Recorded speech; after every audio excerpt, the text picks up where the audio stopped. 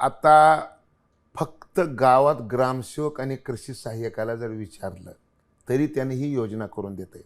आणि आता तुम्हाला सांगतो, आता एक नवीन ट्रेंड आलाय. नवीन ट्रेंड काय आलाय आता आमच्याकडं, म्हणजे आता हे जे वस्तू तुम्ही बघितलं, ह्या वस्तू आम्ही दाखवल्या हिरानंदानीला.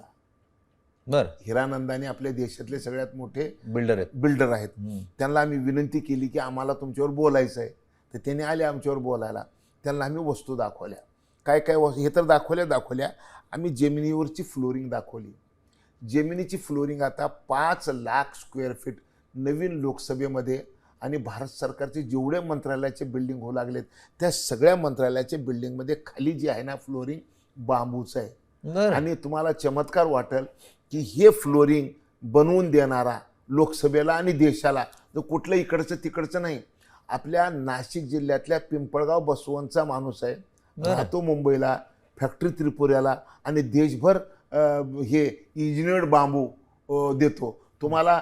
आता जर तुम्ही जर रूम जर बांबूची बनवली तर तुमच्या विजेचं 30% बिल कमी येतं. आणि सगळ्यात महत्त्वाची गोष्ट तुम्हाला जर बघायची जर असेल तर उबदार हा जो शब्द आहे, उबदार वातावरण, तर तुम्ही कसलीही एसी लावा उन्हाळ्यामध्ये ते आता बस्ट होईल, परंतु पगर एसीचं घर जर कुठं राहणार असेल तर बांबूचं राहणार आहे. आणि तुम्हाला आनंद, हे सगळं बघितल्यानंतर हिरानंदानी साहेबांनी सांगितलं की अलिबागमध्ये मला एक घर बांधून द्या बांबूचं.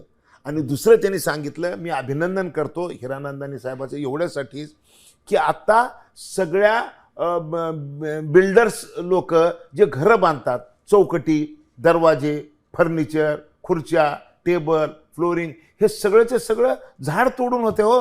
आता काही दिवसानंतर ना माणूस मारल्यानंतर जे गुन्हा लागतो तोच गुन्हा आता ह्याला लागणार आहे, झाड तोडणाऱ्याला. आणि मग हे बांधकाम व्यवसाय बंद करावा लागणार आहे का? अजिबात करायची गरज नाही. बांधकाम व्यवसाय बंद न करता बांधकामाला लागणारं जेवढं काही लाकूड आहे ते झाडाच्या लाकडाच्या ऐवजी आता बांबूच्या लाकडापासून करता येते. आणि बांबूपासून जे लाकूड तयार करता येते ते त्याला इंजिनियर्ड बांबू म्हणतात. बांबूच्या अशा चोया काढायच्या, त्याला गरम करायचं आणि त्याला मशीनमध्ये दाबलं की असं ठोकळा तयार होतो आणि त्या ठोकळ्याचं काहीही करता येते. आणि म्हणून 70,000 कोटी रुपयाचं लाकूड आयात करणारा आपला देश. अरे मी जर तुम्हाला सांगतो 5 वर्षामध्ये मी 70,000 कोटीचं शून्यावर आणून ठेवायला तयार आहे लाकूड इंडस्ट्री.